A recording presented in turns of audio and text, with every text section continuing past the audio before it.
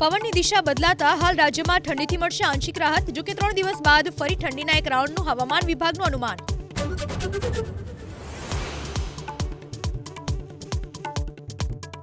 Ward પ્રમુખો બાદ આજે ભાજપ જાહેર કરી શકે છે મહાનગર અને જિલ્લા પ્રમુખો. બિન વિવાદિત રહેલા 50% જેટલા પ્રમુખોને રિપીટ કરાય તેવી શક્યતા.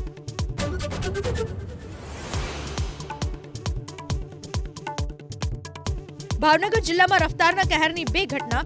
સિહોરના વડાવડમાં કાર અડફેટે બાળકીનું મોત, તો ભાવનગરમાં બેકાબુ કારે 2 એક્ટિવાને મારી ટક્કર, 4 ઇજાગ્રસ્ત.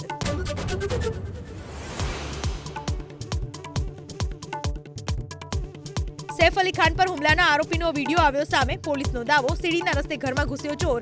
ફરિયાદમાં ખુલાસો, આરોપીએ 1 કરોડ રૂપિયાની કરી માંગ.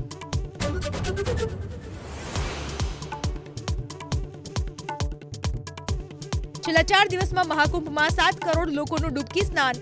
1.5 મહિનામાં 50 કરોડ લોકો સ્નાન કરે તેવી શક્યતા.